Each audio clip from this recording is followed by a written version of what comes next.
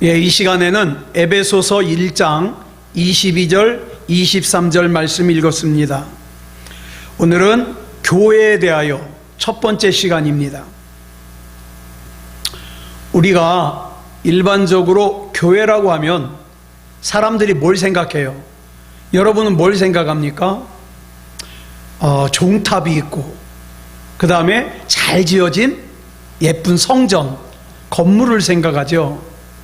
그런데 엄밀하게 말하면 그건 예배당이지 교회가 아닙니다. 예수님께서는 이 땅에 계시는 동안에 예배당을 짓기 위해서 단 한 장의 벽돌도 쌓으신 적이 없어요. 그 교회는 건물이 아닙니다. 예배당을 집으로 비유한다면 교회는요, 가정이에요. 가정. 집과 가정은 다릅니다. 어떤 사람들은 교회를 제도라고 얘기해요. 제도. 어떤 규칙, 규범. 그런데 교회 안에 어떤 제도, 규칙, 규범이 존재하긴 하지만 그것이 교회는 아니에요. 예수님께서는 그 어떤 제도도 세우신 적이 없어요. 그러면 교회가 뭐냐? 정확하게 아셔야 됩니다. 교회는 사람들의 모임이 교회예요. 우리말로 교회라고 번역된 헬라어가 에클레시아인데, 이 에클레시아라는 단어의 원뜻이 뭐냐? 부르심을 입은 사람이란 뜻이에요. 부르심을 입은 사람. 그러니까 하나님께 부르심을 입은 사람들의 모임이 교회입니다. 그래서 사도 바울은 고린도전서 1장 1절부터 3절에서 교회를 이렇게 설명을 합니다. 같이 읽겠습니다. 시작. 하나님의 뜻을 따라 그리스도 예수의 사도로 부르심을 받은 바울과 형제 소스데네는 고린도에 있는 하나님의 교회, 곧 그리스도 예수 안에서 거룩하여지고 성도라 부르심을 받은 자들과 또 각처에서 우리의 주, 곧 그들과 우리의 주 되신 예수 그리스도의 이름을 부르는 모든 자들에게 하나님 우리 아버지와 주 예수 그리스도로부터 은혜와 평강이 있기를 원하노라. 여기서 사도 바울은요, 하나님의 교회를 이렇게 설명합니다. 그리스도 예수 안에서 거룩하여지고 성도라 부르심을 받은 자들, 이게 교회라는 거예요. 또 각처에서 우리의 주, 곧 그들과 우리의 주 되신 예수 그리스도의 이름을 부르는 모든 자들, 이 교회라는 거예요. 한마디로 정리하면 거룩한 성도들이 교회고요, 예수님의 이름을 부르는 사람들이 교회예요. 교회는 건물이 아닙니다. 제도가 아니에요. 사람들의 모임, 다시 말해서 예수 그리스도의 이름을 부르는 성도들의 모임이 교회예요. 어제자 국민일보를 보니까 우리 교회 개신교를 신뢰하는 신뢰도가 30몇 프로에서 18점 몇 프로로 떨어졌다고 하더라고요. 네. 물론 교회가 신뢰를 잃은 부분도 있어요. 그러나 또 다른 한편으로는요, 세상이 그만큼 악해졌다는 뜻도 돼요. 네. 자, 그렇다면 예수 그리스도의 이름을 부르는 성도들의 모임이란 구체적으로 어떤 사람들이 모여서 뭘 하는 모임을 말하는가? 마태복음 16장 15절부터 18절까지 보겠습니다. 시작. 이르시되 너희는 나를 누구라 하느냐? 시몬 베드로가 대답하여 이르되 주는 그리스도시요 살아계신 하나님의 아들이시니이다. 예수께서 대답하여 이르시되 바요나 시몬아 내가 복이 있도다. 이를 내게 알게 하니는 혈육이 아니요 하늘에 계신 내 아버지시니라. 또 내가 내게 이르노니 너는 베드로라. 내가 이 반석 위에 내 교회를 세우리니 음부의 권세가 이기지 못하리라. 이스라엘 백성들은 오랫동안 우리 인간들의 죄를 대속하러 이 땅에 오실 구원자를 기다렸어요. 또 임마누엘 하나님이 되시는 메시아를 기다렸어요. 인간에게 구원을 주시고 거룩한 하나님의 자녀가 되게 해주실 그리스도를 학수고대했어요. 그런데 정작 예수님이 이 땅에 오셨을 때 어떻게 합니까? 십자가에 못 박아 죽였어요. 그런데 베드로가 예수님을 향하여 이렇게 고백하는 거예요. 주는 그리스도시요 살아계신 하나님의 아들이시니이다. 이 땅에 오신 예수님 당신이야말로 우리가 그동안 그렇게 학수고대하고 대망하던 구원자이심을 내가 믿습니다. 이런 고백이에요. 이게 얼마나 대단한 고백입니까? 그랬더니 이 고백을 들으신 주님께서는 마치 반석과도 같은 이 베드로의 신앙 고백 위에 주님의 교회를 세우실 거라고 천명하셔요. 그래서 그 위에 세워진 교회가 누굽니까? 저와 여러분이에요. 저와 여러분은 예수님을 주는 그리스도시요 살아계신 하나님의 아들이심을 내가 믿습니다. 이 신앙 고백 위에 세워진 교회가 바로 저와 여러분이라 이 말입니다. 따라서 교회는 베드로의 이 신앙 고백을 자기의 신앙 고백으로 삼고 실천하는 사람들의 모임이 교회예요. 여러분 착각하면 안 돼요. 우리 교회의 주인은 절대 목사가 아니에요. 예? 장로 권사가 아니에요. 집사가 아니에요. 교회 안에서 어떤 특별한 힘이 있는 기득권이 있는 사람이 아니에요. 예? 왜냐하면 이 교회의 주인은 사람이 아니기 때문에 그래요. 사람이 아니기 때문에. 예수님께서 분명히 말씀하셨어요.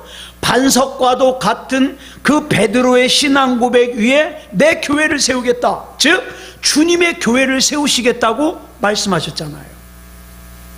그래서 이 교회의 주인은 주님이시고 이 땅 위에 있는 모든 교회는 주님의 교회예요. 주님의 교회. 그래서 제가 목회를 하다가 힘들 때는 종종 그런 기도합니다. 하나님, 이 새소망교회가 제 겁니까? 하나님 거잖아요. 하나님 거잖아요. 근데 왜 내가 걱정한대요? 죽이 되든 밥이 되든 주인이신 하나님이 알아서 하십시오. 막 제가 그렇게 기도해요. 왜? 이 교회는 하나님의 교회예요. 저는 하나님의 종이잖아요. 고용인이잖아요.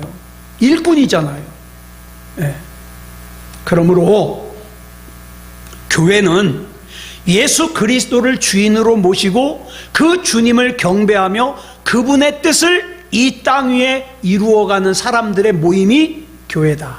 다시 정리하면 교회는 구주이신 예수 그리스도를 믿음으로 말미암아 구원받아서 그 주님을 내 인생의 주인으로 삼고 경배하며 주님의 사랑과 주님의 뜻을 이 땅 위에 펼치는 것을 내 사명으로 삼고 살아가는 사람들의 모임이 교회입니다. 절대 교회는 건물이 아니에요. 교회는 제도가 아닙니다. 교회는 사람들입니다. 그러니까 예를 들어서 교회가 타락했어. 무슨 뜻이에요? 교회가 타락했어. 건물이 타락했다는 뜻이에요? 아니요. 제도가 타락했다는 뜻이에요? 아니요. 교회가 타락했다는 것은 그 교회를 구성하고 있는 사람들이 타락했다는 뜻이에요. 그렇다면 교회된 우리 그리스도인들은 교회다운 교회가 되기 위해서 우리 자신을 어떤 모습으로 갖고 가야 될까요? 주 381년에 교회 연합회가 모여가지고 니케아 콘스탄티노플 신조를 발표를 했어요. 여기서 교회에 대한 정의를 이렇게 선포합니다. 우리는 하나이고 거룩하고 보편적이고 사도적인 교회를 믿는다. 이렇게 선포를 했어요. 오늘도 유효한 이 고백 속에서 우리는 진짜 교회다운 교회는 어떤 모습을 가져야 되는가? 우리는 답을 찾을 수 있어요. 자, 교회는 어떤 모습이어야 될까요? 첫째, 교회는 하나이어야 됩니다. 교회가 하나이어야 되는 이유는 너무 당연해요. 그 교회가 믿는 하나님이 한 분이시기 때문에 그래요. 자, 에베소서 4장 3절로 6절을 보겠습니다. 시작. 평안에 매는 줄로 성령이 하나 되게 하신 것을 힘써 지키라. 몸이 하나요 성령도 한 분이시니 이와 같이 너희가 부르심의 한 소망 안에서 부르심을 받았느니라. 주도 한 분이시요 믿음도 하나요 세례도 하나요 하나님도 한 분이시니 곧 만유의 아버지시라. 만유 위에 계시고 만유를 통일하시고 만유 가운데 계시도다. 아멘. 그러니까 교회가 하나가 되지 않고 분열된다, 나누어진다, 굉장히 큰 잘못이죠. 그런데 우리가 여기서 오해하면 안 되는 것이 교회가 하나가 되어야 된다니까 모임 수가 하나로 착각하면 안 돼요. 만약에 그렇다면 전 세계의 그리스도인들이 주일마다 한 장소로 모이느라고 얼마나 요란뻑적하겠어요. 여러분, 여기서 교회가 하나이어야 된다는 것은 그런 의미가 아니라 한 분이신 하나님을 믿는 그리스도인의 믿음은 본질적으로 하나일 수밖에 없다는 거예요. 여러분은 새소망교회를 다니니까 이창원 목사를 존중하겠죠. 그런데 저기 다른 교회 목사님은 우리 교회 목사님 아니니까 난 존중 안 해도 돼. 그러면 안 된다 이 말이에요. 예. 왜? 교회는 하나거든요. 우리는 같은 하나님을 바라보고 있거든요. 네. 여러분, 교회가 하나여야 된다는 것은 한 분이신 하나님을 믿는 우리 그리스도인의 믿음이 본질적으로 하나라는 뜻이에요. 여러분, 세상에 있는 교회를 보면 여러 모양으로 나눠져 있습니다. 크게는 셋으로 나눠지죠. 로마 가톨릭, 그 다음에 그리스 정교회, 그 다음에 개신교, 이렇게 나눠지죠. 개신교는요, 장로교, 감리교, 성결교로 나눠지죠. 그 안에서도 우리 성결교 같은 경우는 어떻습니까? 예성이 있고 기성이 있죠. 그렇다면 교회가 하나라는 이 관점에서 우리는 이 교단이 이렇게 갈라졌다는 걸 어떻게 받아들여야 될까요? 저는 위로 누님이 둘 있고 밑으로 동생이 하나 있잖아요. 자, 우리 사남매는 아버지가 한 분이고 어머니가 한 분이에요. 자, 그런데 누군가가 우리 사남매에게 종이를 한 장 이렇게 나눠주면서 아버지에 대해서 쓰시오. 한 페이지만. 아버지에 대해서 쓰시오. 자, 내용이 똑같을까요? 안 똑같을까요? 안 똑같죠. 비록 아버지는 같은 아버지지만 네 사남매가 쓰는 내용은 다 달라요. 왜? 아버지에 대해서 기억하는 거, 아버지에 대한 경험, 아버지에 대한 인식이 사남매지만 같은 형제지만 같을 수가 없기 때문이에요. 예. 자, 그러면 이 사남매가 쓴 내용이 다 다르다 그래서 이 내용이 거짓일까요? 잘못됐을까요? 그건 아니에요. 사남매가 쓴 글은 모두 한 아버지에 대한 나름대로의 진실을 담고 있어요. 그러므로 어떤 사람이 우리 아버지를 알려면 한 사람이 쓴 글을 읽는 것보다 사남매가 쓴 글을 전부 읽어보는 게 정확하겠죠. 예. 만약 사남매 중에 한 사람이 쓴 글만 읽고 이것만 옳아, 그거는 단편적인 거죠. 예. 자, 우리가 성경을 보면 신약에서 사복음서가 있어요. 그죠? 마태복음, 마가복음, 누가복음, 요한복음. 그런데요, 여러분, 이 사복음서는요, 각각 내용이, 이 사복음서가 다 예수님에 대해서 기록한 건 맞는데 예수님을 보는 관점이 조금씩 달라요. 달라. 네. 자, 그렇다 그래서 야, 사복음서 중에 예수님을 왕으로 묘사하고 있는 마태복음만 진짜야, 예수님을 사람으로, 예수님을 종으로, 예수님을 하나님으로 기록하고 있는 나머지는 가짜야, 그러겠어요? 그러지 않죠. 여러분, 예수님을 좀 더 정확하게 알려면 왕의 입장에서, 왕의 관점에서 기록하고 있는 마태복음, 그 다음에 누구예요? 사람의 입장에서 기록하고 있는 마가복음, 종의 입장에서 기록하고 있는 누가복음, 하나님의 입장에서 기록하고 있는 요한복음 다 읽어야 이런 거구나 이해할 수가 있죠. 자, 그러면 마태복음을 기록한 저자가 누구예요? 세리예요. 세리. 예. 자, 보세요. 하나님께서는 사복음서를 기록할 때, 자, 너희는 내가 부르는 대로 그대로 받았어라 그러지 않았어요. 그 복음서를 쓰는 저자의 인격을 사용해서 성령께서 감동하셔가지고 그 사람이 쓰게 했어요. 그러니까 이 마태복음에는 세리 출신의 마태의 인격이 거긴 담겨져 있어요.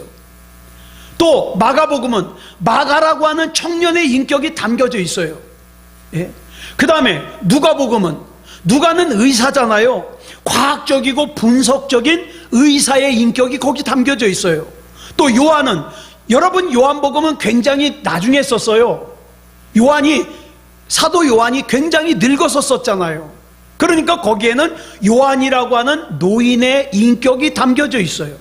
그 인격을 감동하셔서 그들의 인격 속에서 만난 예수 그리스도에 대하여 기록하고 있는 거예요. 이것이 바로 마태복음, 마가복음, 누가복음, 요한복음입니다.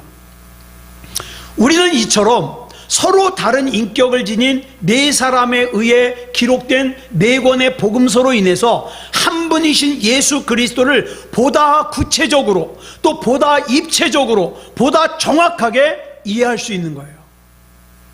만약 우리에게 이 사복음서 중에 한 권의 복음서만 주어졌다면 이와 같이 폭넓게 이해하는 것은 불가능하겠죠. 이런 관점에서 볼 때 여러분, 성결교회나 장로교회나 감리교회나 또 순복음교회 같은 이런 다양한 교단이 있고, 그 안에도요 수십 개의 교단으로 나눠져 있다는 것을 결코 부정적으로만 보면 안 돼요.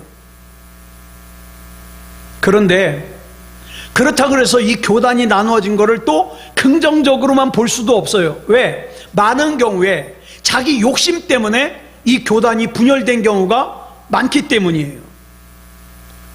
저는 우리 교회 초창기 때 전도하러 나가서 우리 교회가 속해 있는 예수교 대한성결교회를 이단이라고 하는 얘기를 제가 몇 번 들었어요.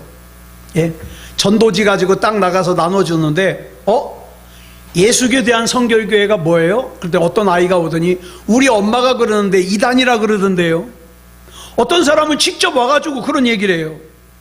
근데 제가 한 번은 마음이 많이 상했어요. 그래서 우리 교회를 이단이라고 하는 그분에게 조용하게 물어봤어요. 왜 우리 교회를 이단이라고 생각하십니까? 그랬더니 대답이 뭐냐? 그냥요. 자기도 몰라요. 어디서 들은 것 같다는 거예요. 그냥요. 그래서 제가 이런 얘기를 했어요. 성경에 보면 다메섹으로 가던 바울이 예수님을 만나서 예수님께 책망 듣는 내용이 나와요. 그때 예수님께서 바울을 책망하신 게 뭡니까? 왜 나를 핍박하느냐였어요. 예. 바울이 예수님을 본 적도 없고 바울이 더더욱 예수님을 직접 핍박한 적이 없지만 예수 믿는 사람들을, 예수 믿는 그리스도인들을 핍박했을 때 예수님께서는 그 핍박을 예수님이 받으신다고 받아들이신 거예요. 그런데 자 보세요. 우리 교회가 이단이 아니고, 그리고 우리 교단이 이단이 아닌데 당신께서 이단이라고 한다면 뭐 이단이라서 이단 소리 들으면 뭐 마땅하겠지만 잘 믿는 교회에 또 잘 믿는 교단이라면 당신은 지금 예수님을 핍박하고 있는 겁니다. 그랬더니 그분이 놀래가지고 미안하다고 그러고 가더라고요. 참 별 경험 다 했죠. 예, 여러분, 이단에 대해서는 조금도 물러서면 안 돼요. 그런데 내 생각과 다르다고, 내가 잘 모른다고 무조건 이단이라고 하는 것은 굉장히 위험한 거예요. 여러분, 다른 것과 틀린 것은 달라요. 그죠? 다른 것은 다른 거예요. 틀린 게 아니에요. 그래서 우리가 다른 것에 대해서는 마음을 열어야 되지만 틀린 것에 대해서는 조금도 타협을 하면 안 돼요. 한 예를 들어 볼게요. 지금도 동성애를 갖다가 양지로 끌어내려고 아직도 법안 몇 개가 막 더 통과되려고 대기 중에 있는데, 여러분 생각에는 자, 동성애라는 것이 다른 거예요? 틀린 거예요? 예? 다른 거예요? 틀린 거예요? 틀린 거예요. 그런데 정치인들은 그 동성애를 갖다가 공공연하게 통과시키려고 하는 정치인들은 이걸 틀린 거라 그러지 않고 뭐라 그래요? 다른 거라 그래요. 다른 거니까, 당신과 다른 거니까 인정해야 된다. 예? 다른 게 아니에요. 그거는 틀린 거예요. 틀린 거. 예. 자, 하나님 앞에서 교단과 교파가 나누어진 것이 긍정적으로 본다 그랬는데, 분명히 말씀드려요. 그렇지만 자기 이해득실 때문에, 자기 욕심 때문에 교단이 나누어지게 하는 것은 절대로 있어서는 안 되는 죄예요. 명분이야 어찌되었든 인간의 욕심 때문에 하나님의 교회를 분열시키는 것은 무서운 죄다 이 말이에요. 우리 교회는 하나가 되어야 됩니다. 더더군다나 이 아주 작은 교회, 적은 수가 모이는 우리 교회 같은 이런 작은 교회 안에서 내 마음속에 나는 누구는 더 좋아해, 난 누구는 싫어, 이런 마음을 가지는 게 뭡니까? 이게 명백한 죄예요.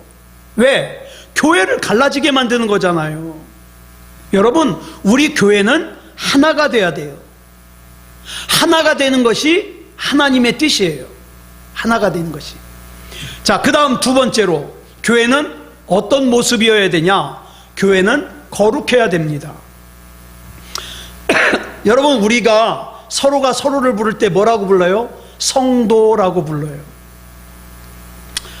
전 나중에 제가 이 세상 다 살고 제 관에 글씨 쓴 것이 이렇게 덮여졌을 때 전 사실 목사 이창원보다 저는 성도 이창원이라고 써주기를 원해요. 여러분, 이 성도라는 이름이, 이 성도라는 말이 얼마나 귀한 건지 몰라요. 성도가 뭡니까? 거룩한 사람이란 뜻이에요. 정말 거룩하게 살고 저는 성도가 되고 싶어요. 자, 당신은 지금 거룩하십니까? 이렇게 물어본다면 이 질문에 자신 있게 대답할 수 있는 사람이 누가 있을까요? 자, 우리 다 음란한 생각 하잖아요. 그런데 예수님께서 이렇게 말씀하셨어요. 누군가를 향하여 음란한 마음을 가지면 그 사람은 간음한 것이다.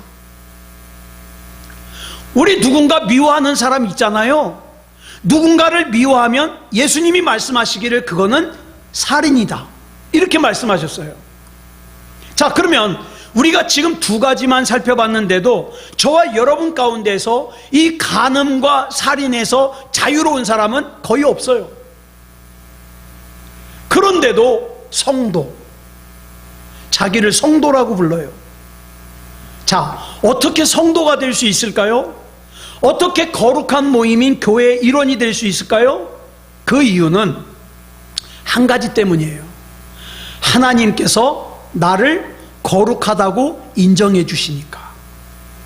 그래서 내가 성도가 되는 거예요. 그런데 우리가 예수 그리스도를 믿을 때 하나님께서는 내 죄를 보는 게 아니라, 내 추악함을 보는 게 아니라 내 안에 영접하고 있는 예수 그리스도의 의의를 보시고 우리를 거룩하다고 인정해 주시는 거예요. 거룩하다고. 로마서 1장 7절을 보면 우리 그리스도인들을 뭐라고 설명했어요? 줄친 것만 시작. 하나님의 사랑하심을 받고 성도로 부르심을 받은 모든 자, 이렇게 설명했어요. 하나님의 사랑을 받고 또 성도로 부르심을 받았다.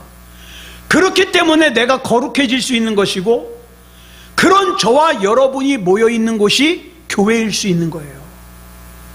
교회가 거룩한 또 하나의 이유는 거룩하신 주님께서 이 교회의 주인이요 머리가 되시기 때문이에요. 자, 오늘 본문인 에베소서 1장 22절로 23절을 보면 예수님이 우리 교회의 머리라 그랬어요. 머리. 예수님이. 예. 여러분, 이분 누군지 아세요? 우리나라에도 온 적이 있는데 영국의 천재적인 물리학자인 스티븐 호킹 박사예요. 이분은 몸이 마비돼 가지고 몸을 잘 못 움직여요. 막 얼굴도 일그러져 있고요, 세상 힘들어 보여요. 그런데 이 사람의 머리가 이 세상 지금 살아있는 사람들 중에서 누구도 따라갈 수 없는 천재예요, 이 사람이. 예.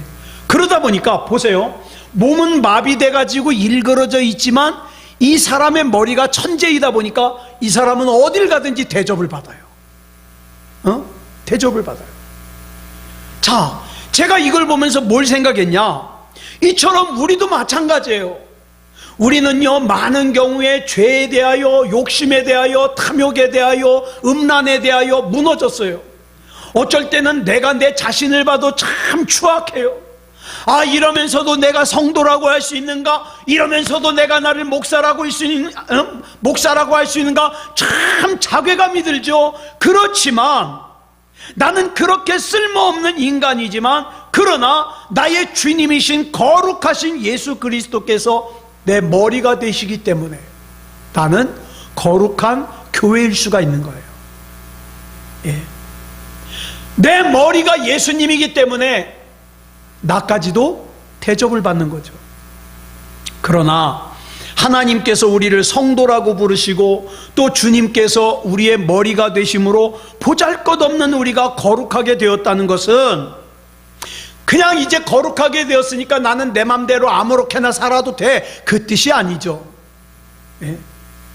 거룩하지도 않은 사람을 하나님께서 거룩하다고 구별해 주셨으니까 어떡합니까? 이제는 그 성도라는 이름에 맞게 어떻게 해요? 거룩한 삶을 살도록 애를 써야죠. 노력해야죠. 그게 바로 그리스도인이에요. 그러니까 따지고 보면 그리스도인다운 그리스도인의 삶을 산다는 것은 절대 쉬운 게 아니에요. 쉽지 않아요. 우리가 가만히 교회의 역사를 돌아다 보면 그리스도인다운 그리스도인이 되어야 된다는 이 신성한 의무를 망각하고 엉뚱한 짓 했을 때가 더 많아요. 주 313년 로마의 콘스탄티누스 황제가 기독교를 국교로 공인할 때까지 수많은 그리스도인들이 예수 믿는다는 것 때문에 목숨을 잃었어요. 재산을 뺏겼어요. 살던 곳에서 쫓겨났어요. 그러다가 기독교가 국교로 공인된 후에는 싸움이 없었을까요? 여러분, 교회사를 쭉 보면은요, 기독교로 공인되고 난 다음에 무슨 싸움이 일어나냐? 교리 싸움이 일어나요. 그리스도인끼리 싸우는 거예요. 네 이론이 맞냐, 내 이론이 맞냐. 그리스도인, 이게 그냥 언쟁하는 수준이 아니라 서로 죽여요. 죽여. 어떤 일이 있었냐? 처음에 성경은 라틴어로 기록이 돼 있었잖아요. 이 사람들이 야, 성경은 라틴어로만 읽어야 돼. 근데 어떤 사람들이 야, 라틴어로 돼 있으면 일반 사람들은 못 읽잖아. 우리 영어로 성경을 번역하자. 그래가지고 영어로 성경을 번역했어요. 그랬더니 영어로 번역된 성경을 읽는다고 잡아다가 죽여요. 그런 일이 있었어요. 게다가 정신병자 있잖아요. 정신병자. 우리 흔히 마녀사냥이라고 그러잖아요. 정신병자는 마녀사냥을 해가지고 마녀라 그래서 데려다가 묶어놓고 불에 태워 죽여요. 여러분, 아프리카에서 아프리카의 땅을 강탈한 사람들, 그 다음에 아프리카에서 사람들을 잡아다가 노예로 팔아먹은 사람들, 다 어떤 사람들인지 아세요? 성경 들고 선교하러 간다고 갔던 사람들이에요. 그런 사람들이 그런 죄를 저질렀어요. 게다가 사내 아이들을 갖다가 몸을 약하게 만든다고 인도네시아와 베트남의 어린아이들한테 담배와 섹스와 마약을 조장한 사람들이 누구냐? 이 다 성경책 들고 간 사람들이에요. 아메리카 인디언들을 갖다가 무참하게 학살한 사람들, 성경 들고 간 사람들이에요. 이들의 손에는 언제든지 성경이 들려 있어요. 이들이 외치는 건 뭡니까? 선교예요. 근데 실상에 가서는 정복이에요. 오늘날에도 대형 사건의 중심에 예수 믿는 사람들이 들어있더라고요. 저 대장동에 지금 재판받는 사람들 중에서도 예수 믿는 사람 여럿이에요. 예수님을 똑바로 믿었다면, 그쵸? 그런 일이 없었을 텐데. 예수님 믿는 신앙 따로, 자기 탐욕 따로, 그러니까 그런 죄를 저지르더라. 오늘날 교회가 손가락질을 당하고 욕을 먹는 이유도 그거예요. 하나님 믿는 신앙 따로, 자기 욕심 따로. 그러니까 욕을 먹어요. 그러므로 우리는 성령님의 거룩하게 하시는 능력을 늘 겸손하게 구하면서 진짜로 거룩한 그리스도인, 진짜로 거룩한 교회가 되도록 애써야 돼요. 그래요. 이 마지막 때에 저는 우리 새소망교회가 사람들 많이 모이고 우리 성전 크게 짓고 그러면 참 저도 좋겠어요. 근데 그거보다 제 소원이 뭐냐면 지금 이미 우리 교회에 있는 성도들이 하나님 앞에서 진짜 거룩한 그리스도인이 되는 거예요. 진짜 거룩한 교회가 되는 거예요. 하나님을 두려워하는 사람들이 되는 거예요. 그렇지 못하면 머지않아 하나님 앞에 이런 책망 들어요. 마태복음 21장 13절. 우리 교회 이런 책망 들으면 안 되잖아요. 시작. 내 집은 기도하는 집이라 일컬음을 받으리라 하였거늘 너희는 강도의 구려를 만드는도다. 하나님께서 기도하는 집이라 그랬는데, 예배하는 집이라 그랬는데 여기서 시기, 질투, 다툼이 난무해가지고 서로가 서로를 미워한다면 강도의 구렬이 되는 거예요. 탐욕의 구렬이 되는 거예요. 우리 하나님은 그걸 기뻐하지 않으시죠. 그러니까 교회다운 교회가 되는 게 중요한데 그러기 위해서는 거룩해야 돼요. 거룩해야 돼요. 자, 그 다음 세 번째, 교회는 어떤 모습이어야 될까? 세 번째로 교회는 보편적이어야 돼요. 여러분, 이 보편적이라는 단어가 우리 잘 아는 단어예요. 캐톨릭. 원래 이 캐톨릭이라는 이 단어가 보편적이라는 뜻이에요.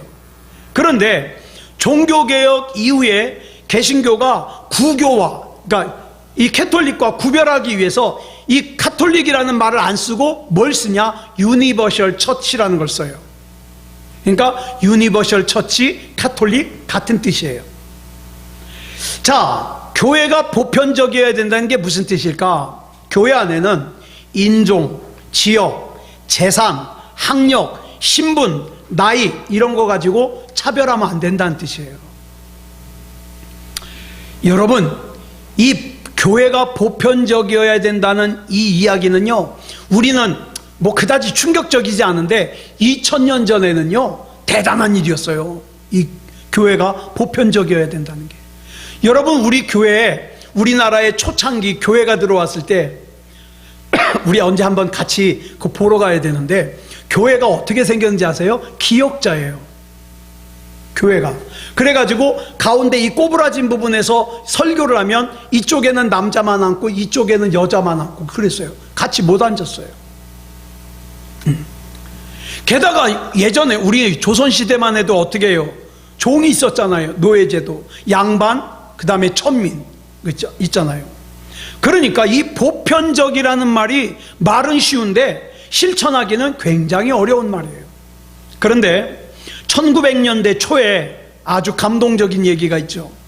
전라북도 김제 두정리라는 마을에 조덕삼이라는 사람이 살고 있었어요. 굉장한 부자예요. 예? 전주 지역에서 알아주는 부자예요. 조덕삼. 이 조덕삼이 어느 날 예수를 믿게 됐어요.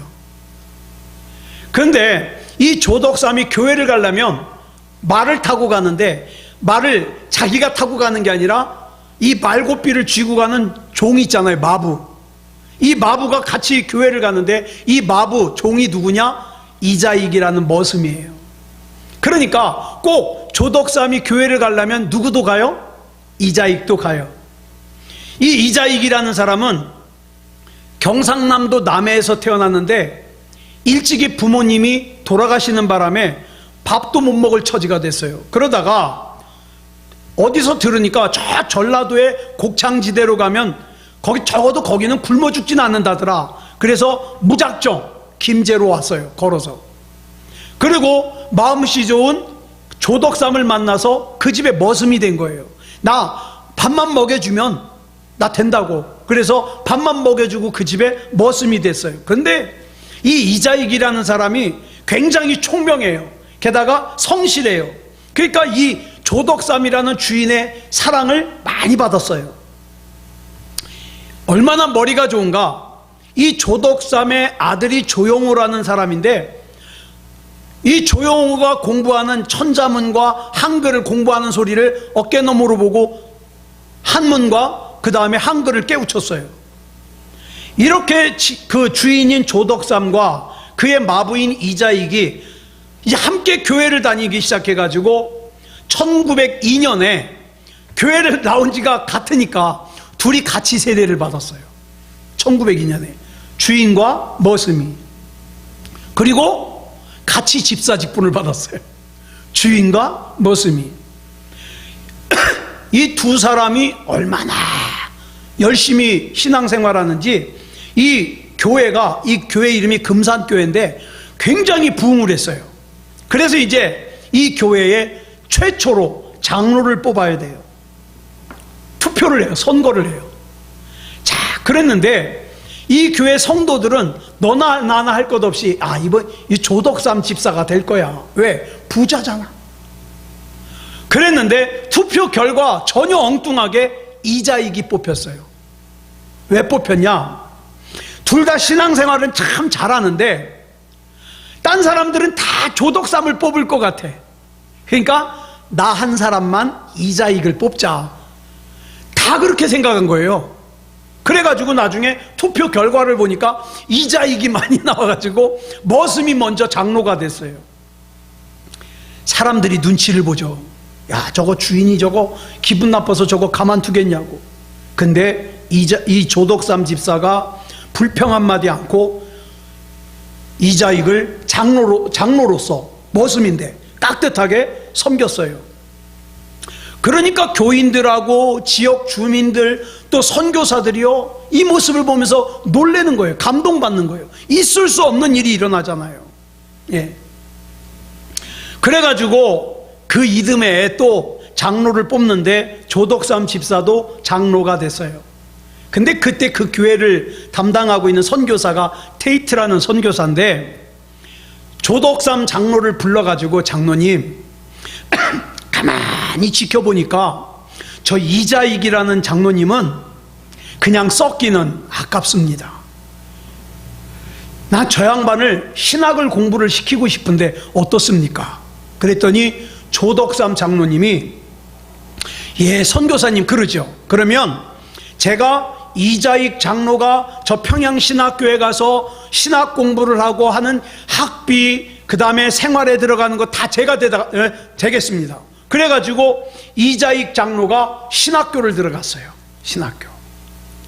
그래가지고 훌륭한 목사님이 됐죠. 자, 근데 이 이자익 장로가 신학을 하고 이제 목사가 됐는데 조덕삼 장로가 앞장서서 우리 저 이자익 목사님을 우리 교회 담임 목사님으로 청빙합시다. 앞장서서. 그래서 자 보세요. 내 말을 끌던 마부 머슴 이자익 목사가 조덕삼 장로가 있는 교회 담임 목사로 청빙이 된 거예요. 그래가지고 얼마나 깍듯하게 잘 섬기는지, 그 이자익 목사님이 그 일제시대 때 한국교회의 훌륭한 목사님이 된 거죠. 그래가지고 1924년에 대한예수교 장로회 총회에서 이자익 목사가 총회장이 됩니다. 총회장이.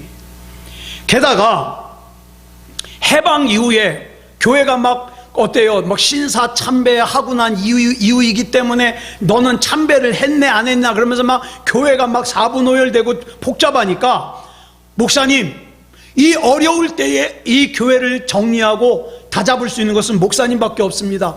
제발 한 번 더 총회장을 해 주십시오. 그래서 1947년 또 1948년 총회장을 다시 해요.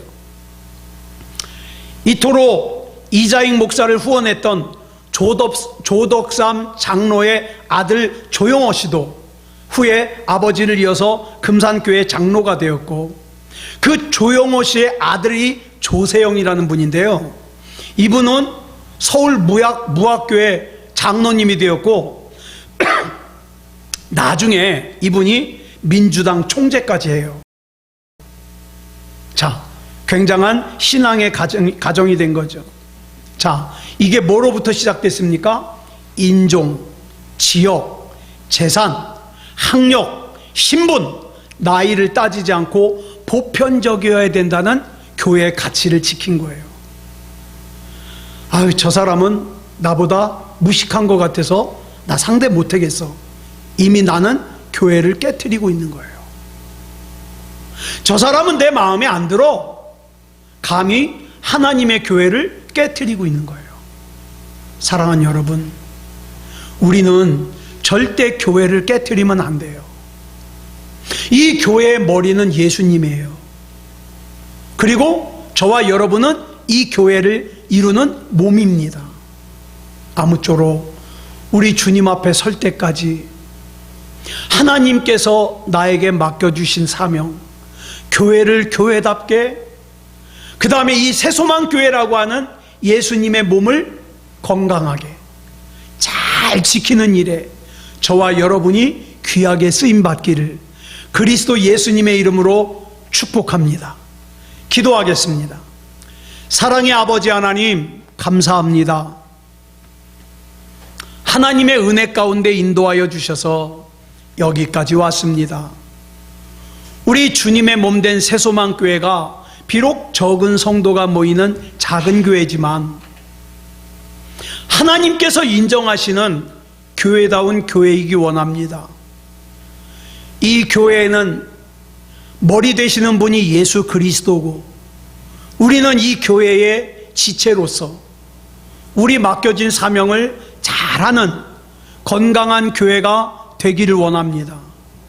사랑의 아버지 하나님, 함부로 예수님의 몸인 이 교회를 흐트러뜨리고 분열시키는 그런 일이 없게 하여 주시옵소서.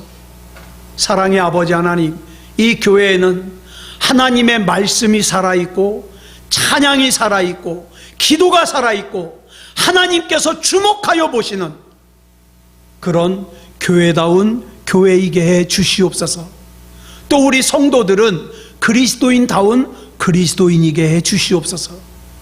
우리 주님께서 붙잡아 주시고 인도해 주실 줄 믿사오며 그리스도 예수님의 이름으로 간절히 기도드렸사옵나이다. 아멘.